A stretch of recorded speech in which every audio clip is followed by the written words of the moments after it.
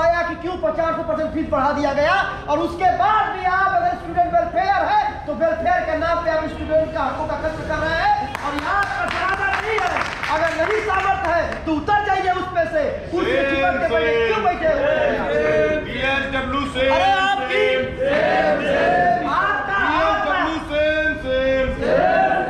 आपका प्रमुख कार्य है, आपकी प्राइमरी ड्यूटी है पढ़ाना, किताबों तक सीमित रहना, क्लासों में जाके अपना कर्तव्य निभाना। अगर उसके बाद भी आपको पद की लालसा है, रेवड़िया खाने का चस्का है, तो चाशनी में डुबोना बंद कर दिया, नहीं तो ऐसे गैरत की चीजों का आप नजर नहीं मिला पाएंगे। यहाँ पर लोग आए और पुलिस विभाग के भी लोग सुने, कमांडो एसएसएफ की फोर्स लगा दी गई है, 500 सेना के जवान यहाँ पे उतार दिए गए हैं। सीएसएफ कहाँ लगती है? केंद्रीय बल है, पुलिस फोर्स है। कहते हैं पैसा नहीं यूनिवर्सिटी के पास, 500 केंद्रीय फोर्स लगते हैं, 70,000 रुपए की तनख्वाह है, प्रतिदिन के 2,000 रुपया पड़ेगा, 2.5 लाख रुपया कुलपति महोदय पुलिस सुरक्षा पे प्रतिदिन खर्चा कर रही है, और हमारी बाप की जेब गहरी करके जेबों से पैसा निकाल करके पैसा नहीं है। की तरफ चले जाएंगे हम, लेकिन आपकी तो आंखों में पानी मर गया है, तुम्हें जीने में आसानी बहुत है, तुम्हारे खून में पानी बहुत है। ये लोग प्राक्तन महोदय आए, एक दिन गला दबा दिए, छात्रों को कलर पार्क खींच दिए, और अब व्यक्ति पहली बार ये नहीं कर रहा था, ये पुलिस के अधिकारी भी सुने, वो हैबिचुअल ऑफेंडर है इस बात का। प्राक्टर हाय हाय हाय हाय। इससे पहले भी जब उसके पास ये पद था तो क्या करते थे?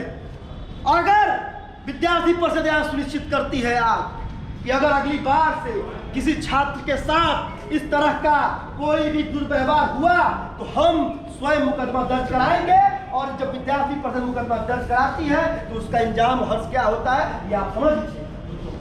छात्रों को 151 में जेल भेजने वाले लोग 307 का मुकदमा पे दर्ज है, क्या प्रोसीडिंग की गई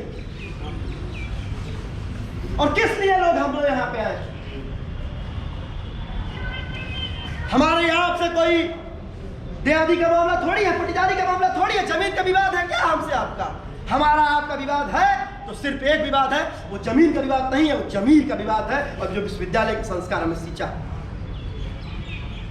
विद्यार्थी परिषद इस लड़ाई को अब आगे लेके जाने को तैयार है, और अगर आप इस शिथिलता में पड़े हैं और सोच रहे होंगे कि ये तो ऐसे चलता रहा है और चला रहा है, और सीआईएसएफ आरपीएफ सेना उतार के आप कर लेंगे, तो ये जवान भी हमारे ही तरह के परिवार से आते हैं। इनके घरों में भी कुछ साल पहले जब छप्पर चूता होगा तो हमारे घरों की तरफ बल्टियां लगाई जाती होंगी।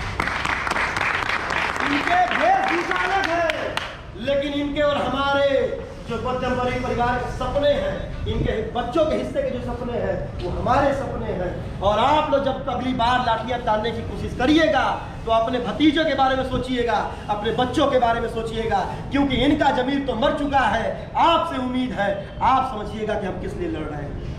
हकीकत से हो रूबरू तो अदाकारी नहीं चलती, खुदा के सामने बंदों की मक्कारी नहीं चलती, और तेरा दबदबा तुझ जैसे बेईमानों पे है, जमीर वालों पे किसी की जमींदारी नहीं चलती।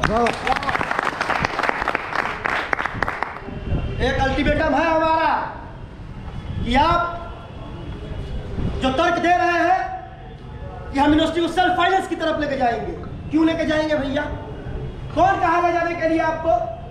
अगर आपको फंड नहीं मिलता है तो सामूहिक पत्र लिख दीजिए राष्ट्रपति को और प्रधानमंत्री को कि आपके फंड देने की वजह से मैं गरीब बापों की जेब की गहराई नाप रही हूँ या नाप रहा हूँ। उसके बाद हम जिस ताकत से यहाँ लड़ रहे हैं उतने ताकत से वहां भी लड़ने का मौका रखते हैं। लेकिन फिर उसके बाद ये सेल्फ फाइनेंस का हटाइए ब्याह, क्योंकि यूनिवर्सिटी के फाउंडेशन वैल्यू में ही नहीं है कि सेल्फ फाइनेंस की तरफ चला जाएगी। दीनदयाल उपाध्याय जी कहते थे कि शिक्षा में खर्च वह नहीं है सरकार का, वो भविष्य का निवेश है।